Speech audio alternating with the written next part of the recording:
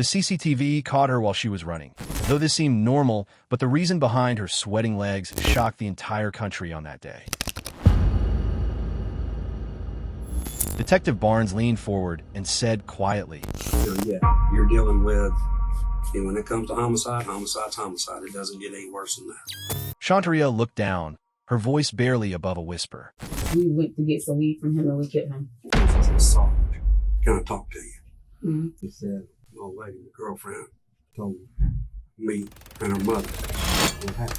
That's the strategic use of evidence, a psychological tactic where investigators deliberately hold back key information until the right moment, letting the suspect commit to a lie first. Once the contradiction is revealed, the suspect's confidence collapses under the weight of their own words. Let's go back a little bit. I don't want you to lie to me, and I'm not going to sit here and lie to you. Mm-hmm. Okay, we're gonna work through this, and we're gonna do it right, and we're gonna do it the right way. Thanks to police department for providing us with the footage of this case. And this is the first time you're going to watch extensive interrogation of this case. Share your review about our analysis and presentation of the case.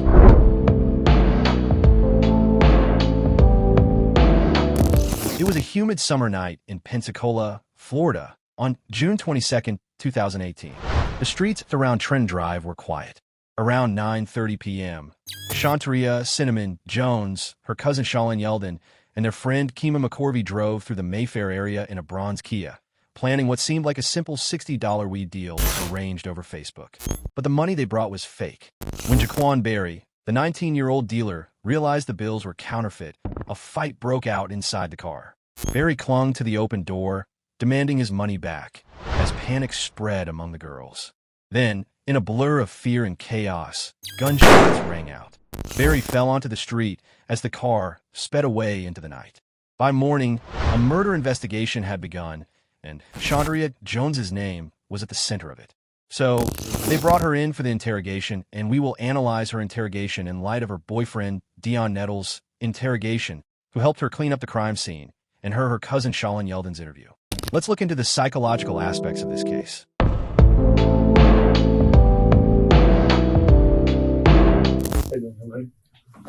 Nervous now. Nervous about what? Because of the way they came to my door. That's my mom. Hang tight. Put your hand right here. Where am I going? I can't go nowhere. Yeah, you're right. You can't. We'll be in just a minute. Why you taking my phone? Because I'm taking it from you. We'll give it to you in a minute. You can sit here on your phone. When a detective calmly takes her phone and says, "This is serious," that's authority bias in action. He doesn't yell. He controls the room by tone alone. In an interrogation, a calm but dominant presence makes the suspect feel small, compliant, and more likely to go along. What you want us to call you, girl? Shantaria, or you want us to call you Cinnamon? Yep.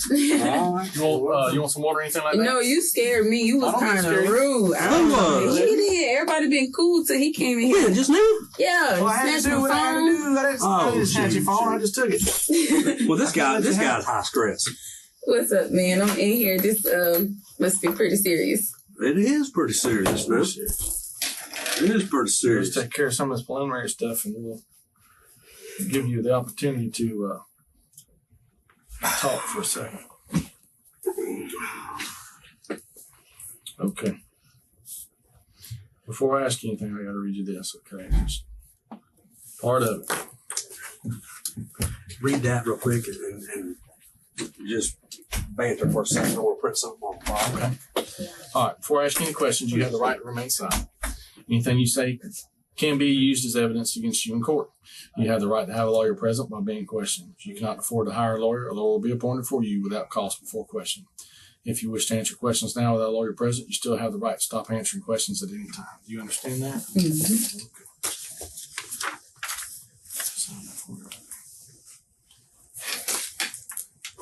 You know, with all that that I just read you, that's all this is acknowledgement that you understand that. Yeah. Okay.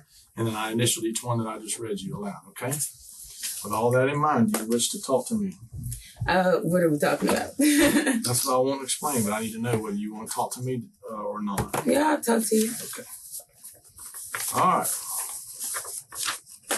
Let me get some information from you.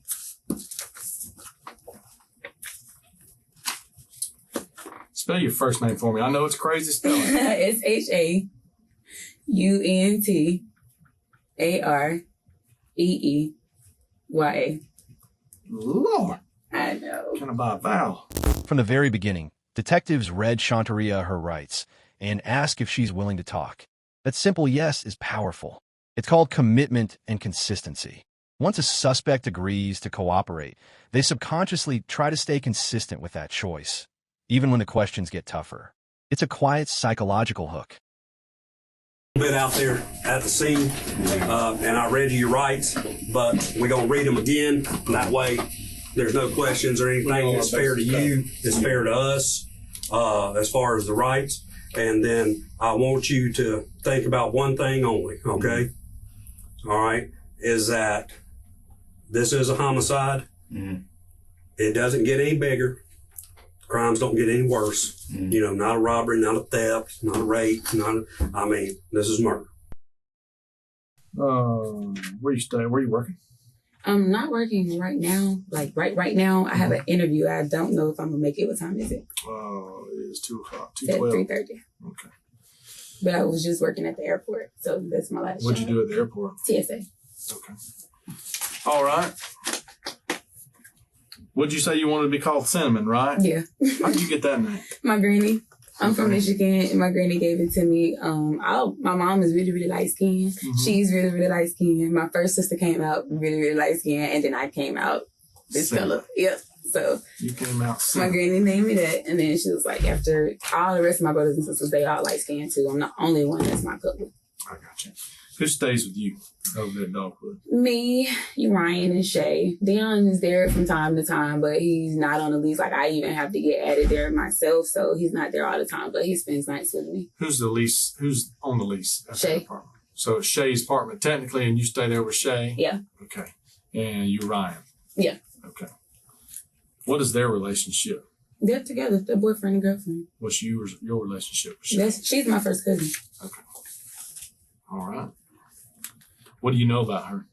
Everything. Good. Like, Good. literally everything. What's her phone number? She doesn't have a phone number right now. Because What? we have the same numbers, but I haven't been keeping up after she got a new number. Because What do you mean you have the same? we was on the same line. So she got with her boyfriend. We've been kind of like, and I've been in my feelings about it. Mm-hmm. And she got a new number, and then she broke her phone, and then she got another number. She always breaks phones. Okay. Always. Like, You don't know her most recent number? no, I don't. She hadn't had it long. All right. So just to let you know, okay, Cinnamon, we've done a lot of homework. Yeah, I do all y'all homework. We are not the dope police. I know. We don't care about none of that. I You know what we do? understand. Y'all are investigating. For I don't know. That's what I'm trying to figure out. we are homicide investigators. Oh, shit. They start slow, asking harmless questions: name, age, address, and who she lives with. That's called the foot in the door technique. Once she answers easy stuff, she's more likely to keep talking. The rhythm of saying yes builds a flow that makes it harder to suddenly stop or refuse later. All right, Dion. We're investigating a homicide, so we're listening to you, brother. Okay, what I heard was there were 3 females involved. Okay, Sleazy, Kima, and Shani. They were supposed to be going to get some weed from the guy. So within them getting the weed, I don't know, they went to tussling or whatever. Then I heard, I don't know who shot, but they said somebody shot and killed him. And they shot like 4 or 5 times, and he was hanging on to the door or whatever, and he fell off. Like they kind of ran him over or whatever. You don't know what time he come over there? Not exactly. All right. At any point in time, did you guys go anywhere that night? Yeah, we went to Fast Lane. To where? Fast Lane. Where's that at? The store by Mayfair. Store by Mayfair. Okay, what time did you guys go over there? It was like 9-something. Fast Lane Store in Mayfair. Is that the one that's right there at the corner of Louisiana? Is it Louisiana? In Fairfield? It's at the light, which I think. Oh, is okay, the- Ruby in Ruby. Fairfield. Yeah. Used to be Okay. Old Beer City or whatever. Yeah. All right. And y'all went over there at what time? About around 9. And what'd y'all go there for? Well, we were supposed to be meeting somebody to bring us some weed, honestly. And I just got like skeptical and fishy, and we ended up leaving because we was trying to get a house, and he was like, the prices just didn't really sound right or whatnot.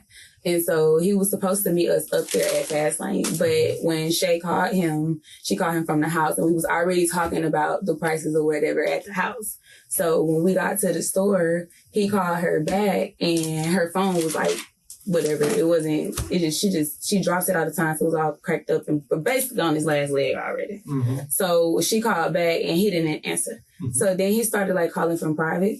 And I was like, bro, I don't think we should get no weed from him. Mm-hmm. And we left. And then I think like, I feel like I'm here because I feel like someone feels like I'm tied to this, because shortly after we left, I heard those gunshots and I heard all the sirens. And then out the blue, some bitch just wrote me last night on Facebook. And I just woke up to it and I'm like, and then they came to my door today. So it's my spiritual being. I'm kind of putting a chain of events together. Like, this is what I'm getting. Okay. He also digs for sensory detail, what she saw, heard, or smelled. This taps into reality monitoring. True memories have texture. Fake stories don't. By asking for vivid details, detectives can tell which parts come from experience and which ones are being made up on the spot. I want you to be 100% honest, because in this business we in. Yes, sir. All right. There's two things. You either are what we call not a suspect, a witness or whatever. Yeah. Or you're a suspect. Yeah. All right. Yeah. And I'm pretty sure you probably won't stay on that. I'm not a suspect based upon what you saying you did that night. All right. Now, going back to when we were out there at the scene when I read you your rights. All right. Now, you didn't allude just then, or you didn't say, because you told me out there that last night she told you and her mama what happened. No. Huh? No. You did not say that. So you calling me a liar? Oh, no. What else y'all need to know from me? The truth, brother. I mean, you know everything you said in that truck. Well, like I say, we're getting there. All right. Now, let's go back a little bit. I don't want you to lie to me, and I'm not going to sit here and lie to you. Mm-hmm. Okay. We're gonna work through this, and we're gonna do it right, and we're gonna do it the right way. Just so happens, I pull little boy's phone up. Yeah. I see where Shay calls him, and he misses him. Mm-hmm. Talks to her for 37 seconds. Yeah, that's when he was trying to get us to come somewhere else, so we wouldn't. Right. And then y'all continued to talk on Messenger. No. Hold on, man. Because it's like, I wasn't talking to him, so I wasn't going to say I continued to talk to him. Like, Shay, whoever's setting this deal up, is continuing to talk to him on Messenger. Uh-huh. That's how y'all knew. Because you just told me he tried to get us to come back in there, and you didn't want to go back there because it's creepy and this, that, and the other. Mm-hmm. All right. So you scared, right? Right off the bat, you scared. No, I'm not scared. I mean, it's the streets. It's just covering your ass. Like, why would you go to where somebody telling you to go? If you're supposed to meet me at the store, you're supposed to meet me at the store. If you're supposed to meet me at Walmart, you're supposed to meet me at Walmart. Why tell me to come somewhere else and then call from private? But on the other hand, it's also creepy to put out a status gas and go meet some dude that just happens to inbox you. No, it's not creepy because people do it every day. It's sad, but people may do it. People may do it every day. And I'm not doubting you one bit, sweetheart. No, I know that for a fact. That yeah, so I'm like, I don't see what's creepy about that. But hold on. Because people do this every day. Because it's a stranger, right? Yeah. Okay. Who is Shantae Myers? Shantae Myers. Mm-hmm. I don't know who that is. All right. Go over to side right there. There it is, right there.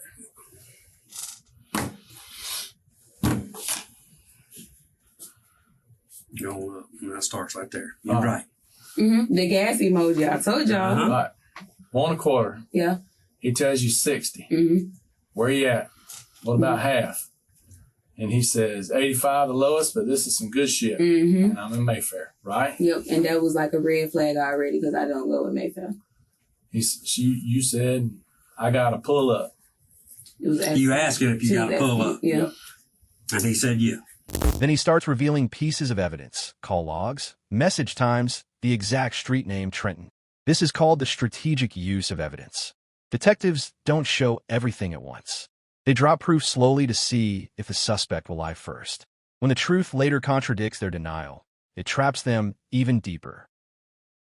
All right. And do they normally hang out together all the time? But they got a little thing going or something? Yeah, they roommates.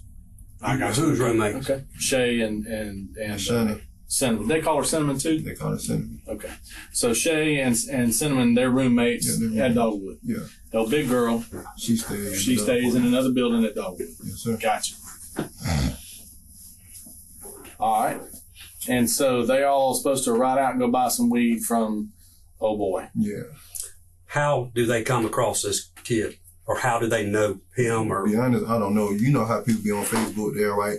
Who got gas, who gas with the emoji eyes. So it had to be something like that. Because I ain't even know him. He's 17. I'm way older than him, so I don't know him. How old are you? 28. Oh, okay, yeah. Yeah, so I don't even know him. He's 19. Yeah.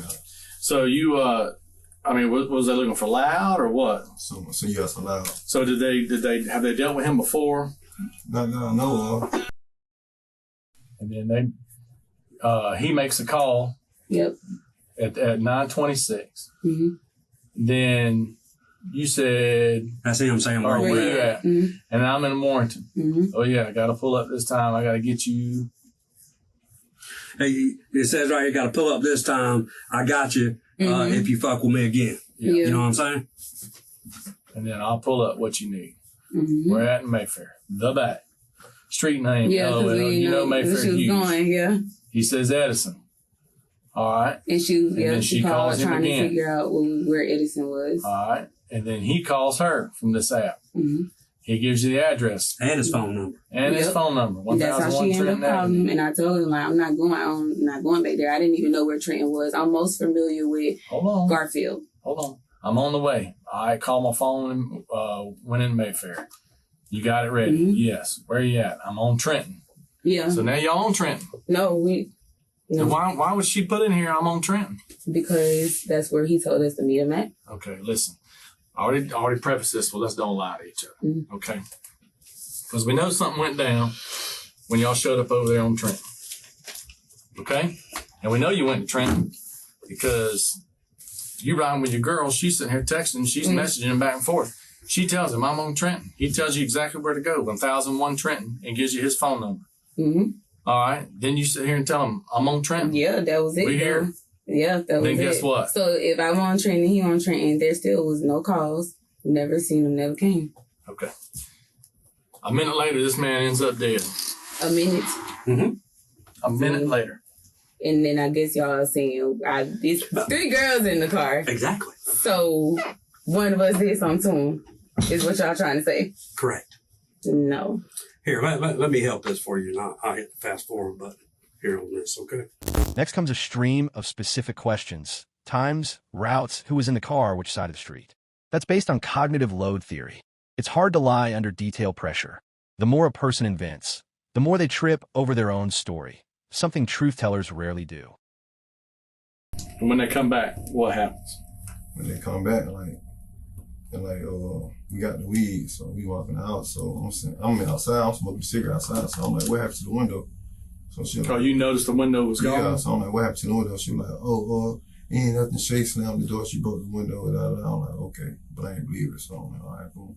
So we come after like, what's wrong? What happened to the window? Like, what happened? Well, Do you know anything? hang on a second, Dion. So before they left, there wasn't nothing wrong with the car. Nah. The windows and all were fine. Yeah. Exactly where to go. 1001 Trenton, and gives you his phone number. Mm-hmm. All right. Then you sit here and tell him, I'm on Trenton. Yeah, that was it. We here. Yeah, that was it. Then guess what? So if I'm on Trenton, he on Trenton, there still was no calls. Never seen him, never came. Okay. A minute later, this man ends up dead. A minute. Mm-hmm. A minute later. And then I guess y'all saying, these 3 girls in the car. Exactly. So one of us did something to him, is what y'all trying to say. Correct. No. Here, let me help this for you. And I'll hit the fast forward button here on this, okay? All right. You right. He inboxed y'all or whatever.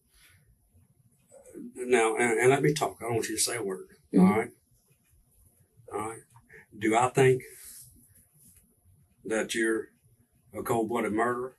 Yes. Do I think your girlfriends who are with you are cold-blooded murderers?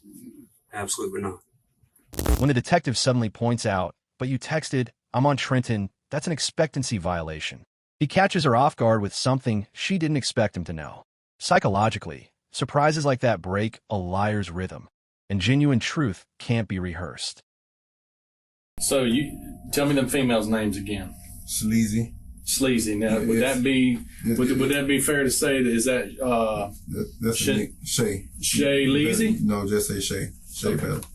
You can put Shay Leazy. Shay Sleazy, but Shay, they know her as Shay. But that's what she goes by, like on Shay. Facebook and stuff like that. Yeah, on Facebook it's Sleazy. But She look like everybody else, what's she look like? she dark skin with low haircut. She look like a boy. Yeah. Okay. So you can call her like Shay or Sleazy. Okay. Either one. Everybody know her as Shay though. Okay. Shay Leazy. All right. And who was the other one you said? Shunny. Shunny. U-N-N-Y. All right. And Kema. Kema. A-E-M-A. I know what cold-blooded murders are. You sit in the same seat as many of them have. Mm, Okay? Y'all are young. very. Exactly. Whole life ahead of you. Very pretty.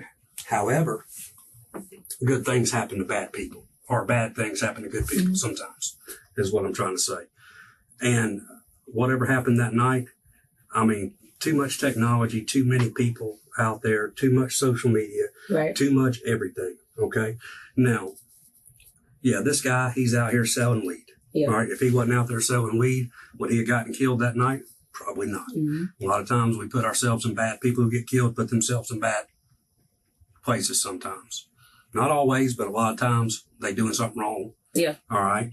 And here you are, 3 girls. You don't know if you're going to get jacked. You don't know what's going to happen. Yeah. Okay. All right.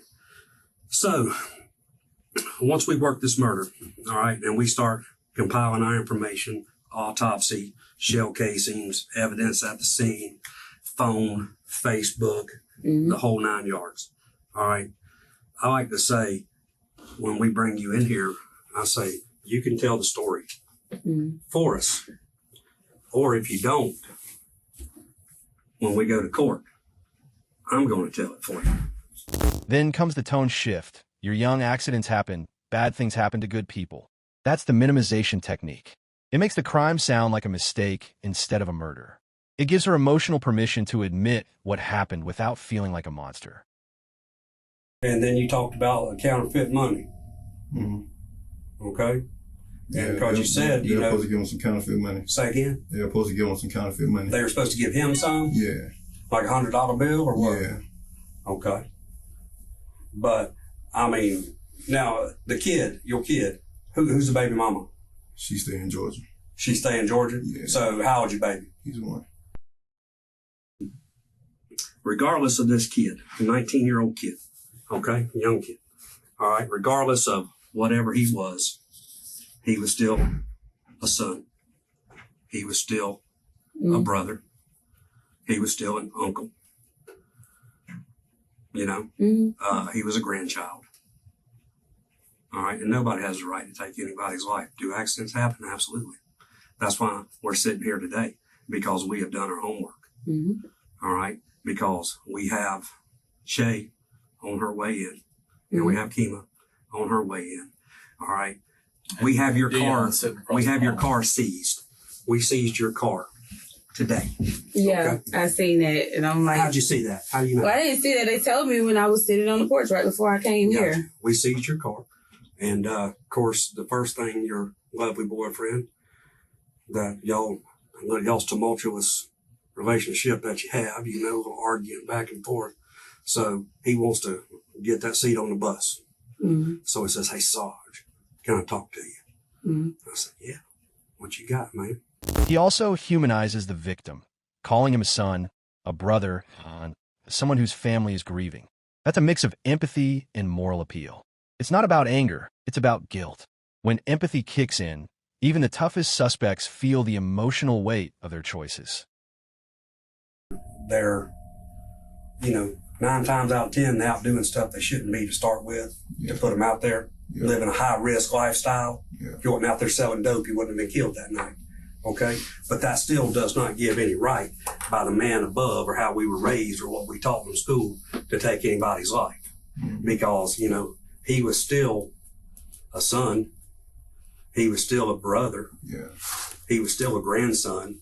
He was still an uncle, to his family, and people love him. And we had the family call us every day since Wednesday. I've been up here countless times.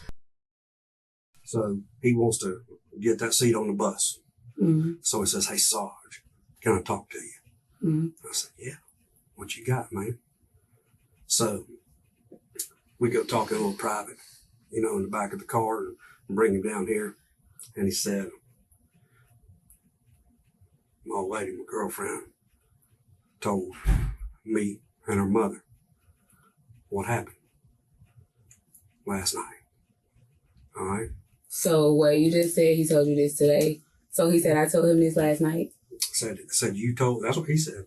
You told your mom and him at the same time about what took place. And Nah. hang on, let me talk. Okay. All right. Because we know that the window got busted out in the car during the shooting because the boy got dragged. He got dragged for a little ways. All right. So the window's busted out in your car. All right. I see that the car's been wiped down. It hadn't been wiped down all that good. We have it in our evidence bay. All right. So, and he said, yeah, it was Kima and it was my old lady. And he said it was Shay. And he said, my old lady's the one that killed was him. all together, but no. He said, my lady's the one that killed him. Why would he say that? And how would he lie and say that I told him and my mom? That means that my mom should be telling y'all the same thing. Mm-hmm. And he's trying to get himself out of trouble for something. Now, I'm not going to sit here and lie on him and say, oh, my boyfriend did it, because he wasn't in the car. He said he was home with his 1-year-old. The detective keeps repeating what others have said. Her boyfriend, her cousin, neighbors. That's called social proof or informational influence. When it feels like everyone's story matches except yours, you start to doubt your own version. It pushes the suspect to align with the group's truth. You talking about Cinnamon? Cinnamon and Shay. Oh, well, all three are going to tell the truth. And I hope she does. I know, like the type of girl she is, she going to tell the truth. I hope she does, but the thing about when we deal with she can say who was the shooter or who did what, who had parts in it, because they was in the car together. I understand that. But what I don't want them to do is go, hey, they still got time right now. They're going to get them, and they're going to come back here, and we're going to talk to them. Yeah. But I don't want them to come in here and sit there and say, well, yeah, Dion went with us. Yeah. Shit started going bad. I'm with you. Yeah. I just don't want that to happen. Oh, yeah. If that didn't happen. I got everybody at the house with me then. But you got a young in the race. Yeah. I was there with my son the whole day. So. But here's the thing. If Dion gets in trouble, who raises that baby? State. So go into a foster care somewhere, and it's either another family member. If you've got another family member that's available to take them, we'll take them and raise them, hopefully. If not, they're going to go into a foster home somewhere in the state. You may not ever see them again. You know what I'm saying? You just got to take that kind of stuff into account that, hey, you're not just playing with Dion's life. You're not playing with Cinnamon, your chick's wife, and her side chick, Shay. I mean, honestly, if she was that loyal to you, she wouldn't have had a side chick living with her up there. I mean, you know what they're about. Now, you probably think it's cool. Most guys would. Yeah. You know what I'm saying? He's saying you killed him.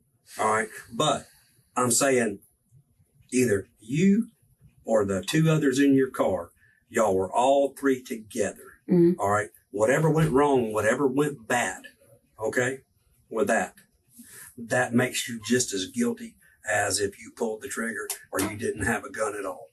Because the only salvation is to come forward to law enforcement and say, some shit just went bad.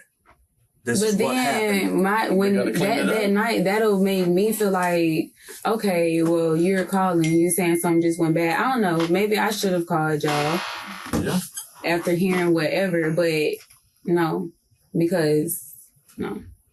So you're when you call, you would feel like the finger's on you, like it's your fault, like you in trouble. Like, and I watch TV a lot. I watch Force 48 all the time. I see this all the time. I hear it all the time. I know the first thing I did wrong was tell y'all I was at home. Of course I was going to do that because I'm scared and I'm young. And then now you telling me that my boyfriend who just took my car while I'm sleeping in the fucking bed with his child tells y'all, oh, I just killed somebody. Yeah, because, see, we found the car where he was at with a couple other guys. So he had other people in my car? Mm-hmm. Okay. So Actually, as luck of the draw, I walked up to him. I said, "Hey, Cub, let me talk to you, man." I said, he goes, "What's this about?" I said, "Well, this car right here is involved in a murder." Mm-hmm. He goes, "Well, that's my lady's car." I said, "Oh, no. So it's involved in a murder." And he said, "Can we go somewhere and talk?" And said, then he "Sure." said that I told you and my mom. So then why don't y'all just talk to my mom? Because that's a lie right there. Maybe it is. I know it is. Because how he gonna say, I told him and my mom this last night. My mom was just out there to come watch his son so I can come down here and talk to y'all. We didn't even know what the hell was going on. So now they got me feeling like they had something going on. Later, the detective offers her a way out. Maybe it was self-defense. That's loss aversion. He's framing two options: confess now and maybe get sympathy, or stay silent and lose everything. Humans naturally avoid the bigger loss, and that fear often breaks resistance.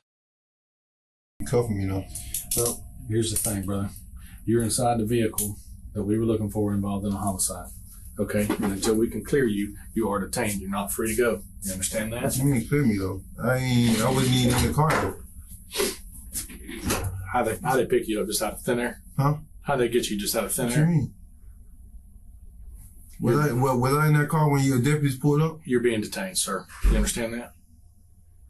You understand I'll that? bring my son to him when he get here? Yes. We're not going to sit here and keep your child away from you. I mean, we're not in the business of doing that, I'm man. saying, We're trying to make I'm saying, arrangements. if y'all already got y'all suspects and everything y'all need, why am I still here till I'm being detained?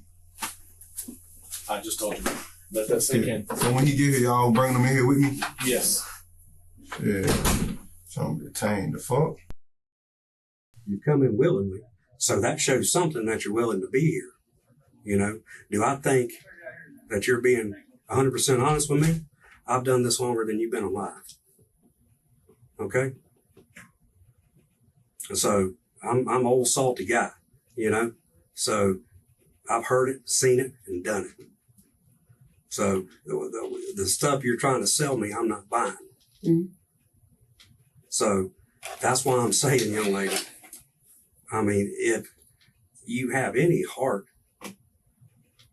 in you, you know, or any iota of caring about just that for human being, you know, I mean, just like if your mom got killed today, heaven forbid, we busting our ass just as hard for her and you as we are for this family that's grieving. And the next person that comes along, we work 20-something homicides a year, every year. And each case is unique. And, you know, we have a saying here, you know, we work for God because the dead people can't speak. Mm-hmm. Only we can speak for them. So we have to tell their story. You know, we got to find out how they lived to understand why they died. Okay? And then because some people say 3, you watch first, I say 4. Only 4 reasons for a murder. Okay? Money, drugs, sex, or revenge. Mm-hmm. Yeah. Okay? That's the only thing. All right? So don't think there's no revenge there. Y'all didn't know this cat. No. Don't think there was no sex unless you say he tried to rape you, you know? But there is potentially money and drugs involved. Just drugs. You know? Because money, we have money. So Like, Here's the and thing. it ain't no counterfeit money. That's what I'm saying. Like, I make money. I got money on my card right now. I've never been known, never ever try to hit nobody with no counterfeit. Like, they don't look legit to me at all to even try it. So no, that's not, money was not even an issue. So, I may come across as an asshole to you, but you come across as a very sweet, naive girl. Mm. I think you do have a good heart. I do. I mean, I can tell by your tattoo. What that little 18-year-old girl right there? What happened to her? Car accident, 9 months pregnant, windshield. The detective softens again, offering her water, complimenting her tattoo, saying she seems like a good person. That's rapport building through reciprocity. Acts of kindness create small debts. When someone treats you kindly in a stressful moment, you feel pressure to return it with honesty. See there? And you care enough about her to have her memorialized on your arm, right? Mm-hmm. Forever. And that day will never come back. You know, she's gone. Mm-hmm. April 12th, that's it. She checked out. Mm-hmm. Not your fault, right? So now you need to put yourself in that position again. And on 6/22 of 2018, something happened and this boy's life was lost. This boy's mama is grieving. This boy's daddy is grieving. Finally, notice the structure. Calm start, casual questions, timeline building, evidence drops, moral talk. That's called funneling. Every stage narrows the space she can hide in until only one version of events fits the evidence. By the end, denial sounds impossible, and confession feels like relief. We only let you scroll so much this way here. But there's Edison and there's Trenton. Yeah. You know what I'm saying? All right. Now, I know for a fact that, he was chilling here at this house on the corner. All right.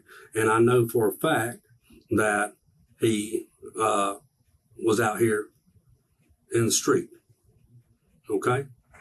And then whatever happens right in here, whether he tries to rob or whatever, and then he is dragged as the car turns right here. And then that's not overall, but he falls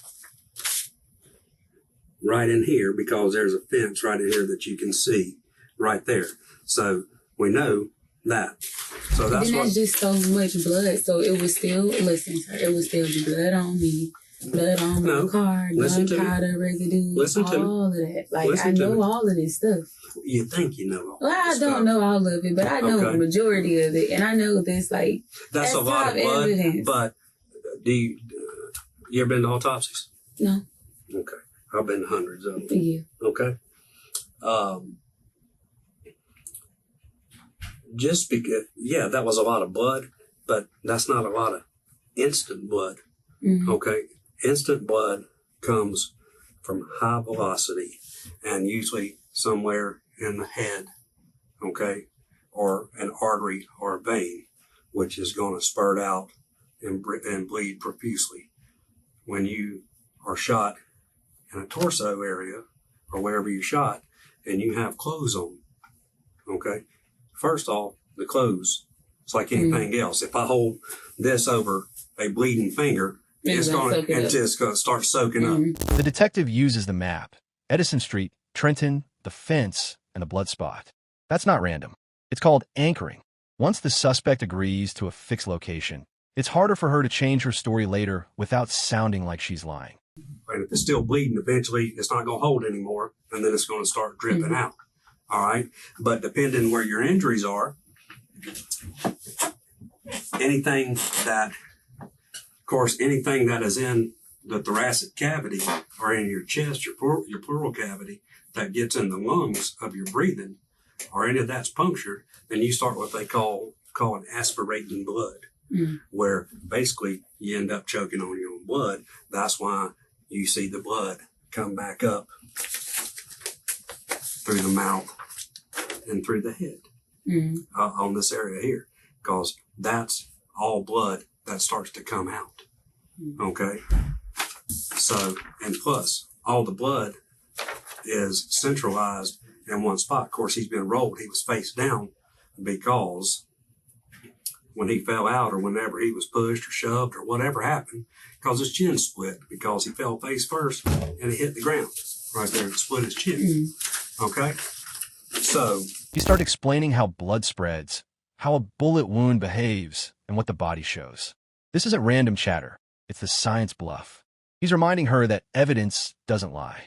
When suspects think, forensics will prove it anyway, they feel cornered and start giving up details. To say it bluntly is, if you make a shit sandwich, it's always going to be a shit sandwich, no matter what you do, any way you look at it.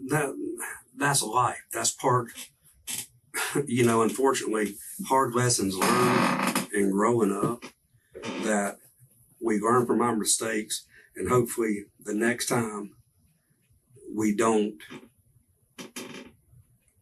do the same things that we did that got us in the situation in the first place.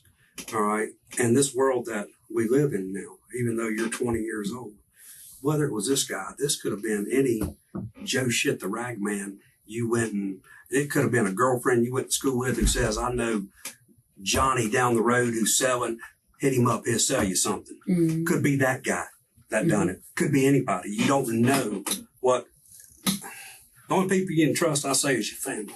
You know, that's really the only true people you can trust is your family in life, you know, or your children. And sometimes they let you down too. Yeah. You know? So, but you're right. I'm not going to sit here and tell you that everything is going to be fine and dandy and lie to you.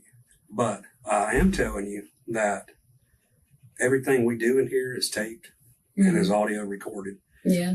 And you have the opportunity, and it's played, you know, during trial, that, because trust me, I've sat in many, and the people that are like, man, you know, fuck them, fuck this, fuck that, you know, and all that, they're showing no remorse. They don't care. And like I said, I do not think y'all went out that night to go and murder anyone. Y'all went out to buy some weed.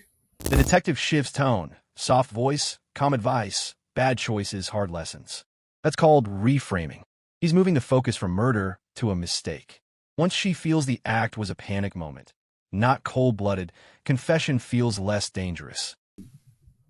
But you're right. I'm not going to sit here and tell you that everything is going to be fine and dandy and lie to you.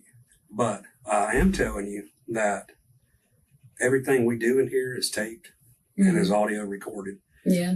And you have the opportunity, and it's played, you know, during trial, that, because trust me, I've sat in many, and the people that are like, man, you know, fuck them, fuck this, fuck that, you know, and all that, they're showing no remorse. They don't care. And like I said, I do not think y'all went out that night to go and murder anyone. Y'all went out to buy some weed, period. And, you know, like you said, and you're absolutely right. When you started off this conversation, when we first got here, about how people hit you up, you know, do you want to buy something? It's that easy. I see it all the time. I mean, don't matter if you're white, black, you can go get pills. You can go get ecstasy. You can get mollies. You can get weed. You can get coke. You can get whatever you want. It's out there. I understand that. So yeah, that part of the conversation is accurate. However, now that we have progressed, we didn't have your car, or we have to, and you watch these shows, like I say, they condense it down into 1 day. To 1 day. And it looks like, boy, they've done all this work and it just flows. DNA comes back in 30 minutes. No, it's called the first 48. It takes some time. It does. It really does. But now that we got your car, you know, we can work back and with forensics, with, you know, gunpowder test, also with luminol or blue star to be able to spray that and to blacklight it, and DNA. And then, you know, all that can be sent off. And then it tells, every crime scene tells a story. All right. Here are 3 females. I mean, there are some bad females in the world. I get it. But usually you do not have females that go out to commit robberies. And then it was just like people already saying like he's into it with people about, I didn't see all this until after, like, you know, on Facebook or whatever. And then it was like, oh, he's beefing about girls. So then, like, I wanted to, like, call Dan and tell y'all that we was that night trying to get weed from him or whatever. But I was just like, well, damn, if I called him then and I'm saying we're going to get some weed and he pop up there, they're going to say we did it. Right after that, the tone flips again, the maximization technique. The detective reminds her of the cameras, witnesses, and C's car, saying, you may be charged. This is designed to make denial feel hopeless. When someone feels cornered by evidence, confession starts to look like the safer way out. When it comes to the state of Florida, all states are different when it comes to certain crimes and murder. But when you have knowledge of something that's happened, the only way to set you free, like they say, the truth shall set you free, is to come forward and to be honest and tell your story. If you have knowledge about who did it and who committed it, and you did not come forward, And you're withholding information, it's a possibility that you could be charged with accessory to murder, which carries it's the same charge, just accessory to murder. All right. And I mean, I looked at the car out there. We've towed it back and we're going to go through it, but I can definitely tell that the car has been wiped down. I can see on the windows where the windows have been wiped. Is there any more thought? A lot of thoughts. What do you have? What do you have?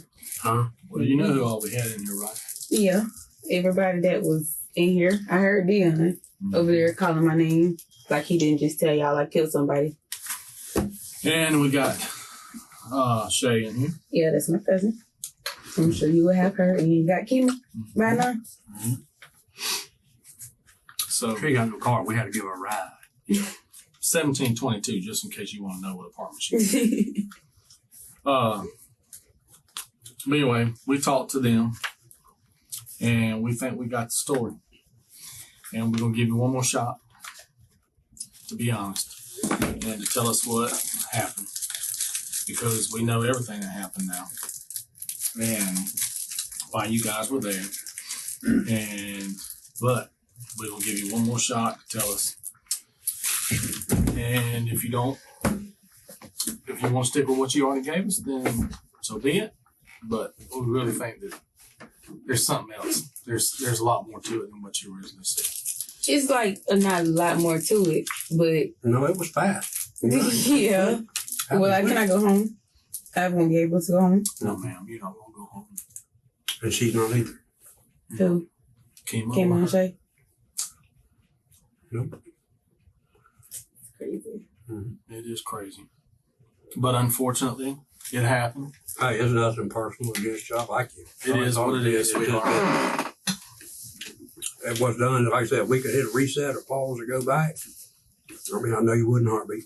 You know what I'm saying? Mm-hmm. I know you wouldn't heartbeat. He brings up her friends and boyfriend, how they're all being questioned too. That's social pressure. When she hears that everyone else is talking, she feels like the last one holding out. And nobody wants to be the one caught lying when everyone else told the truth. Then he says, "This is your only chance to tell your story." That line taps into scarcity. When people believe they have one last shot to save themselves, they rush to speak, usually more honestly than before. This is your only shot, Cinnamon. So I'm not going to need you to be honest. Like I said, we sat down there and we talked to Shay. We came up and Dion. I already told you what Dion said. So you know where this is going. Everybody's doing this. Mm-hmm. Because nobody wants to get in trouble. I'll take the fall.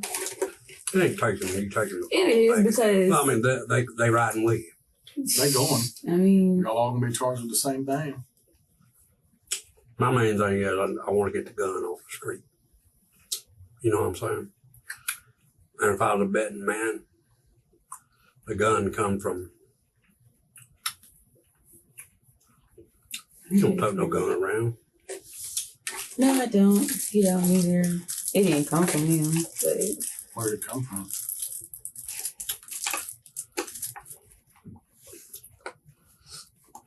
It's crazy. Where did it come from, Cinnamon? Come on It's now. crazy. Where's it I at? mean, that I really don't know. Who got rid of it then? Because you know what happened to it once you were done. So what happened? It to wasn't like that. Like, that's how y'all making it seem. All right, well, how about this? After the incident occurred, what happened? What happened to the gun then? I don't know. It just disappeared? It did. I didn't do nothing with it. Somebody, what you say, somebody got rid of it. Did Kima take it to get rid of it? No. Me, Kim, and Shay stayed right there with each other. Did Shay take to get rid of it? No, Shay. Did you give it to Dion to get rid of it? Did you give it to Ryan to get rid of it? Is it still inside your home? No. Well, what kind of gun was it? I don't even know. I'm not really like familiar with him. I know it was a revolver. You know what a Yes, it is. revolver is? You seen the cowboy kind? You know, the gun that has the cylinder? No. And then you got the square gun. That looks Like the police and everybody racks it and all that crap. So, Like that. See? He also changes the size of his questions. First, it's about murder. Then he scales it down. Where did the gun come from? Where is it now? That's the door-in-the-face technique. After refusing a big request, people often agree to a smaller one. It's a way of inching them closer to the truth. what happened? Because I'm sure Kima is like probably pissing on herself. We did go to get the weed or whatever. And of course, like y'all know, I don't want to go to jail. Like, nobody, like you said, wasn't intentional. He did. Like, he tried to fight Shay, and he tried to take his weed back after he already had our money. And no, it wasn't fake money. We had real money. So he started reaching, and he just like was trying to come in the car. Like, he would not get off of Shay. So I did shoot him. How many times? I don't know. But I know it was like 3. He was actually sitting behind Shay. No. In the back seat. No. It wasn't inside my car at all. It was that fast. That fast. Like, that's why I didn't understand why he was calling from private, and then I got sketchy. And then when he came up to the car, he had his hood on. We had never seen him before. And then Shay gave him money, gave him weed. Then he reached back and tried to grab the weed. And so Shay was like fighting him. And I was like, just let her go, just let her go. So then I was trying to pull off, and he wouldn't let her go. So I shot him.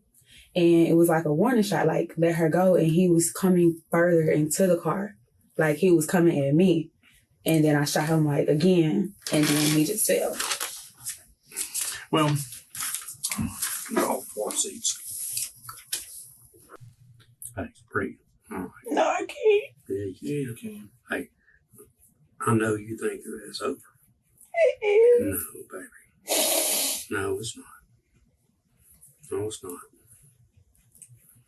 Hey, I know you, I talked to you earlier, you are not, y'all ain't a group of girls that go around murdering people. But it doesn't matter anymore. All that matters is that I did it. It doesn't matter that it was an accident. It doesn't matter that he tried to snatch anything back. All that matters is that I did it. Call y'all. When she talks about the fight and says she just panicked, he doesn't argue. He lets her build that story. That's called face-saving, by letting her blame fear instead of malice. He gives her a way to confess without fully admitting guilt. To help understand what happened to support your story about the way he started doing her.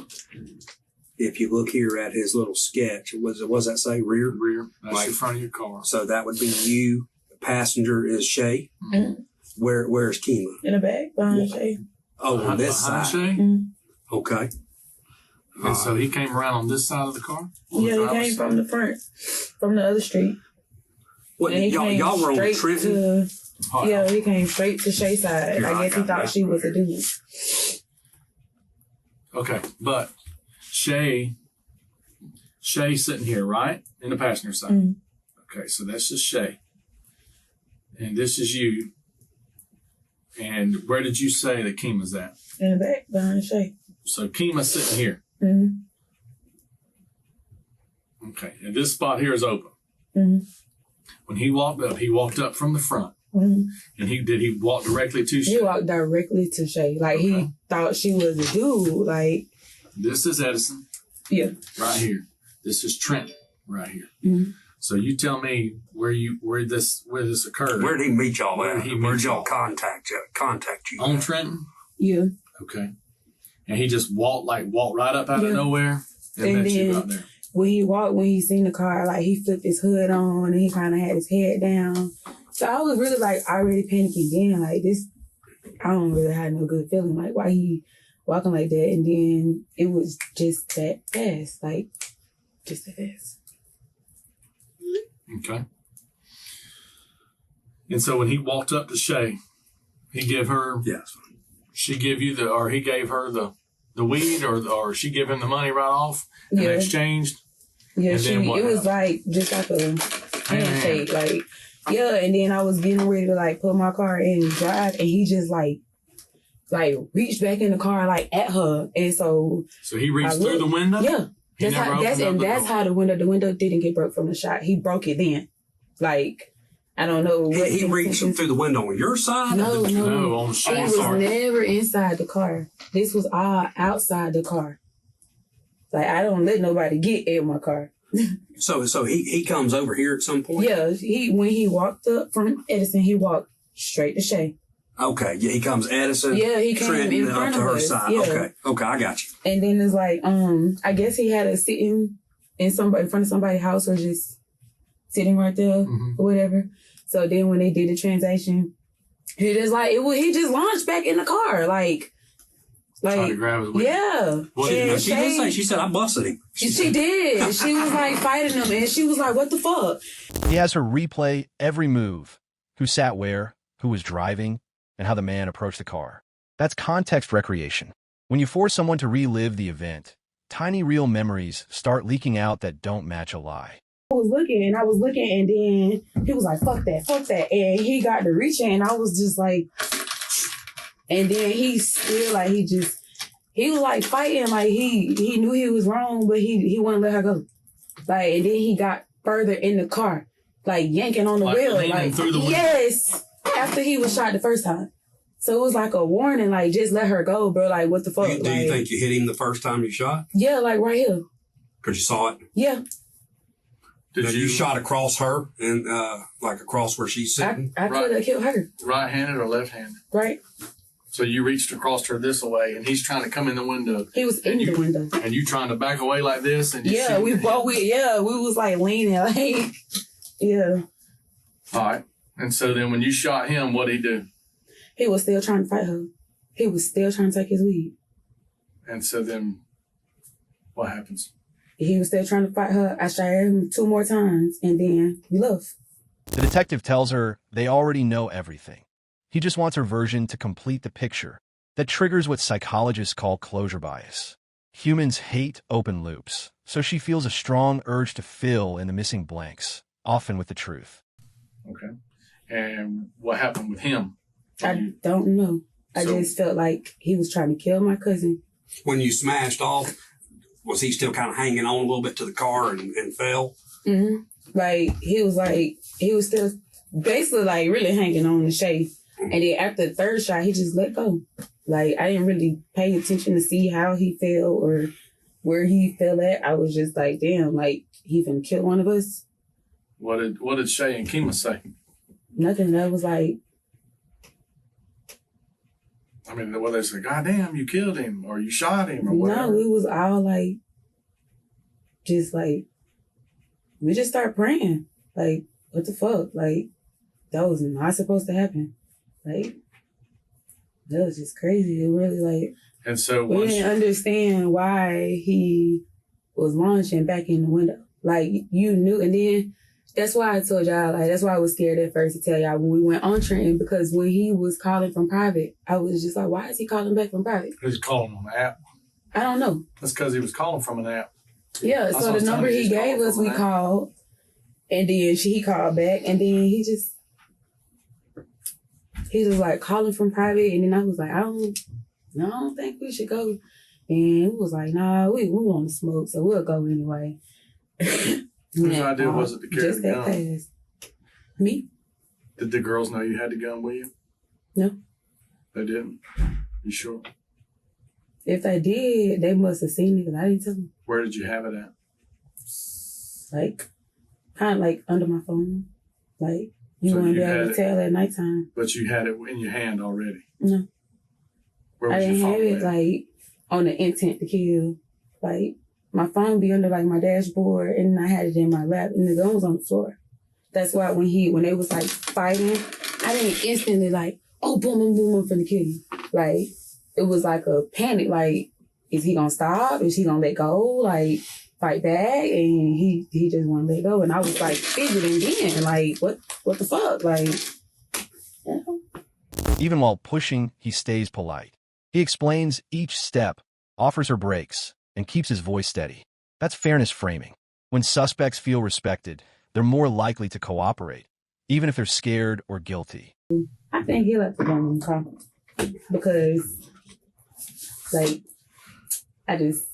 nobody else did. I'm gonna say that. But whenever y'all left the house to go get the weed, did you get the gun out of the house and take it to the car with you? Did I get it? No.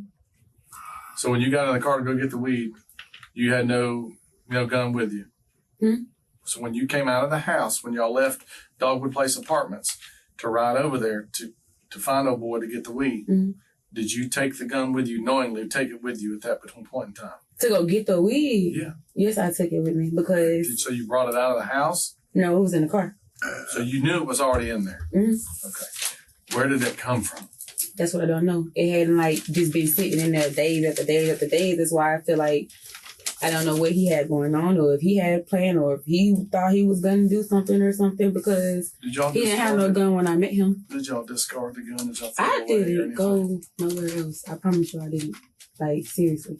On that boy's life, I didn't leave nowhere else. I didn't touch nothing else. Like, for God's sake, I just shot somebody I didn't even try to kill. You can only imagine, like, what's really going through my head. Whatever they caught themselves handling after that was that. The girls, we sitting there frantic, shaking, scared, smoking the hell out of cigarettes. What kind of cell phone is that you got? Mine, iPhone 8 Plus. 8? Wow, 8 Plus. Yep, it'll be out of service for the next however many years. Well, it's pretty. It's brand new. We're gonna have to download your phone. He told me I already did that. And I don't.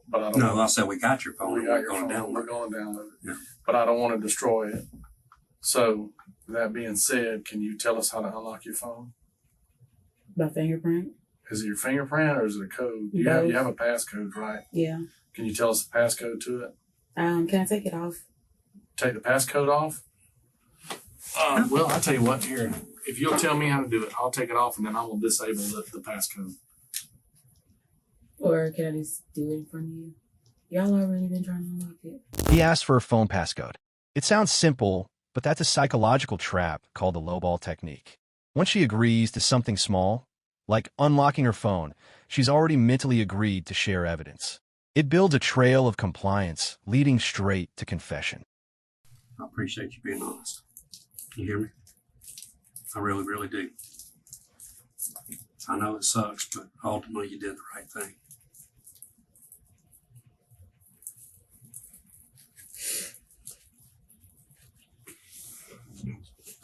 Knock this other one out. And then it's going to be a little bit. You might as well eat your stuff there and drink your water. It's going to be a minute, okay? Like, how long? It'll be a little while because Probably at least an hour, but we'll make sure you Can I get fed. please just call my mom? Please. here. You want to let her? I mean, everything is recorded. There's not much I can tell her. What's the number? 850. I probably have to unblock it because she probably won't answer. Our phones come up blocked. She probably won't answer it, will she? I don't know. Is my phone off? At this stage, the detective softens his tone completely. He praises her honesty and thanks her for doing the right thing. This is called positive reinforcement. After the stress of confession, small doses of empathy and approval make the suspect believe they'll be treated more kindly if they keep cooperating. It's not about comfort. It's about maintaining compliance once the confession is out. He put it on like airplane mode where you 850 341 3286. So how long do we have to be in jail? Well, what's going to happen is you will be given a bond, and then you will go to first appearance tomorrow, which is 1 or 1:30 tomorrow, and the judge will hear just a brief look at what they call a probable cause statement, an affidavit. I just don't feel like I did it. And then he will either keep the bond the same, reduce it, or he could up it. But you've been forthcoming. Please leave your message for It's 3286. Oh, shit. I know, it's like your mom Chinese. It sounded like that, didn't it? All right, hang on. Let me So what we waiting on now? I just don't want to stay in. we got to finish one more statement, and then... All right, 850. 341 God damn. 3286. That's right, right.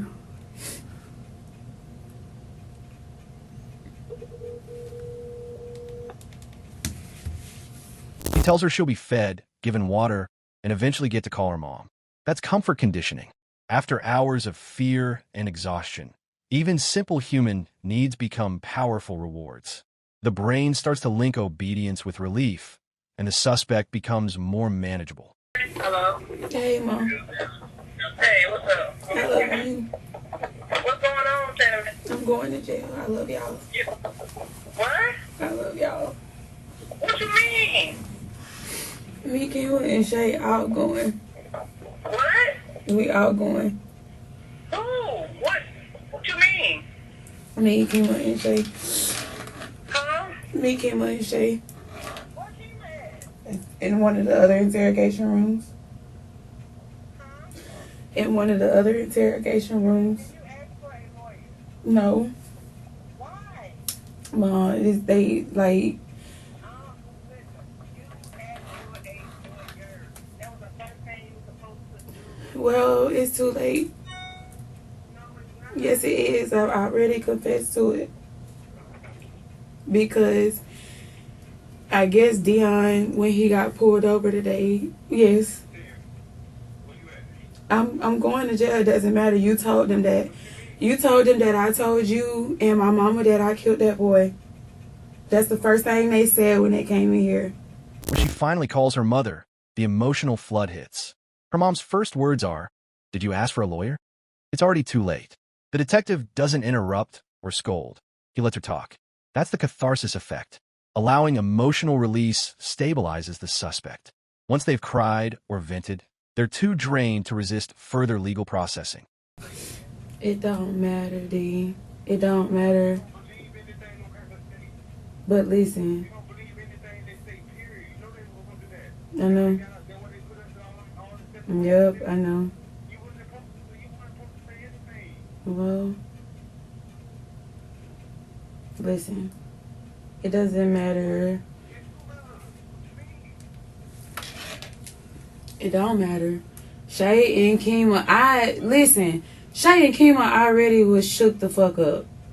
They already told on me. Everybody finger pointed on me. My car has GPS on it. It really didn't matter. It all pointed to me. Only reason I was wrong. Yes, I did.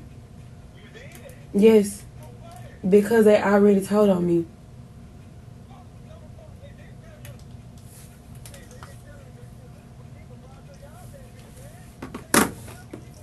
Yes, they did.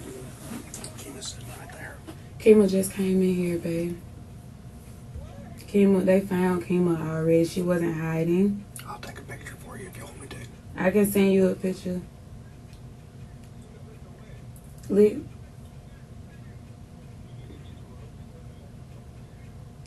How?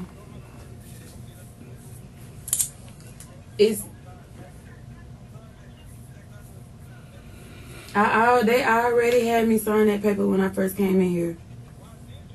I don't know. I just called to tell y'all I love y'all, brother. It don't matter. Listen, I'm gonna have a bond. I can get out on bond because I just was honest. Period. That's the only way. I'm gonna have a bond. We all gonna have a bond.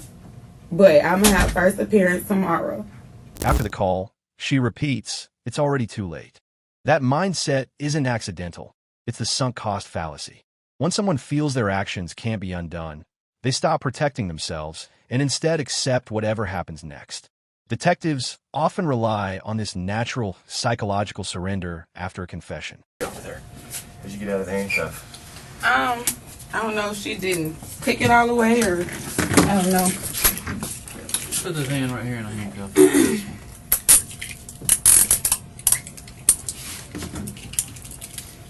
Who are you? Who am I? Yeah. I'm Investigator Beatty.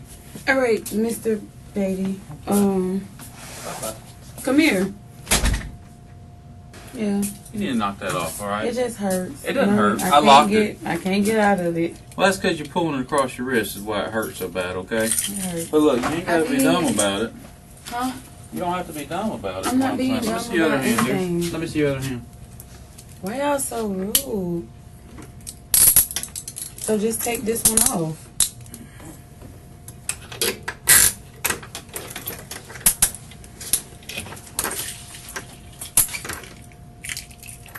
You want to play dumb games, we'll do the game thing, okay? But you're not going to take the handcuffs off.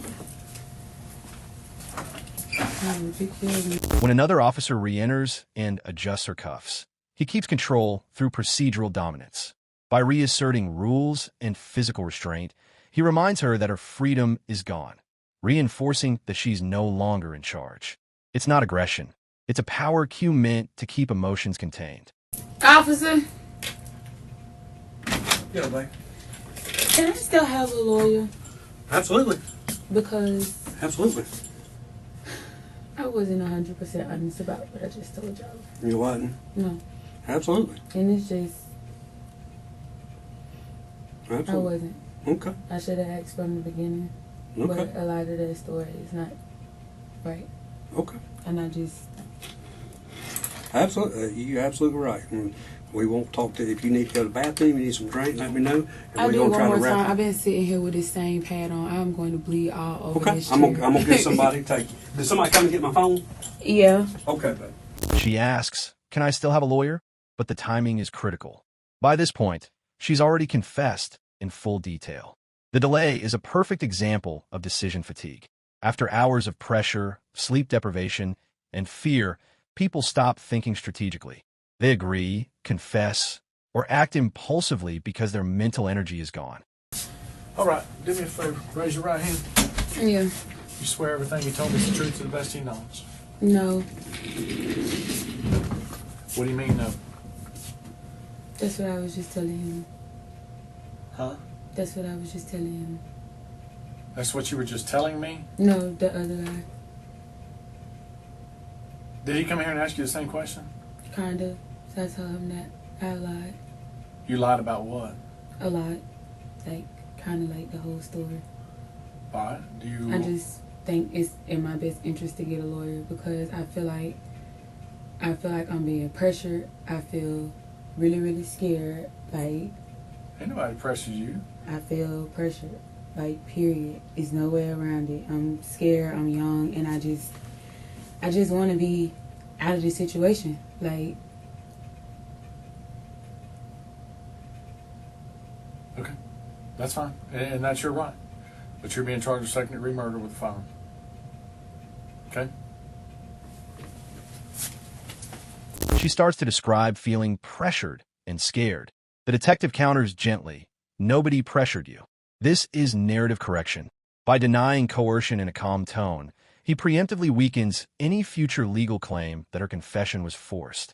The exchange shapes how the statement will sound in court. Get this one over here. can you just put it back on this one? Can't. Just because of the fact that you slipped out of them. Once you do that, we guarantee that. I don't know. Here you go. Let me see the other one. I'm sorry.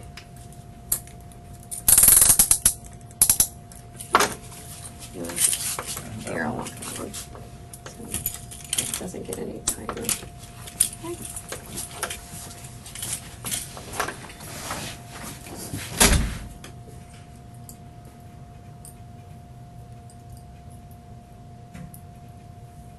Hey, dude, we're gonna swap these cuffs out for you, all right? We're gonna take this blue pair off you. You're getting your fingernails off. Because I'm going to jail. I'm going to have Let me to borrow fight this hand, people. sweetie. You're gonna have to do what? Fight people. Fight people? Yes. Why are you gonna fight people in jail? Because I'm pretty and they're going to bother me. Well, hopefully you don't have to fight anybody in People jail. are going to try to kill me and people are going to be fucking with me. All because you're pretty? Oh, Well, I guess that's something to say for ugly people. Guess they don't have to worry about that, huh? Put your hand right back in there. I mean, you'd be good in jail. you know how long? How long? He's working on it. Hopefully not too much longer. It's really, really cold in here. Okay. We don't have any blankets, so... Later, she says she's cold, tired, and scared of jail. The detective responds with empathy, but no promises.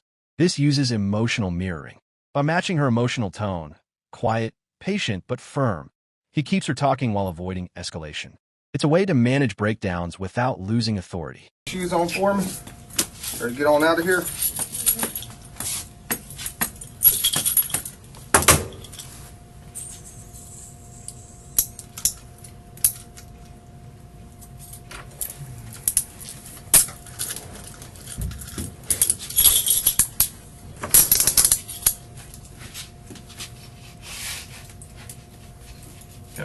sitting there? I don't eat plain Pringles. You don't eat Pringles? Not plain.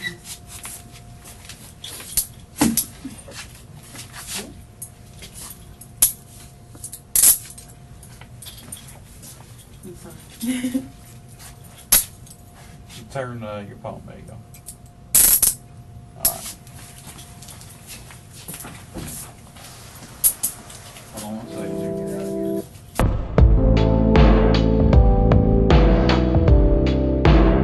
In September 2019, Shaunaria Jones was sentenced to 15 years in state prison after pleading guilty to manslaughter with a weapon in connection with the June 20th, 2018 shooting death of 19-year-old Jaquan Berry. The investigation revealed that Jones and an associate had contacted Berry via social media to purchase marijuana using a counterfeit $100 bill. After Berry realized the money was fake and attempted to reclaim his product, a struggle ensued, and Jones fatally shot him 4 times in the upper chest. Her sentence reflects the gravity of the fatal outcome and the weapon's use, even though the charge was manslaughter rather than first-degree murder. By accepting responsibility and securing a plea, the case avoided a protracted trial, but the term still underscores significant punishment for a young woman whose actions triggered a tragic death.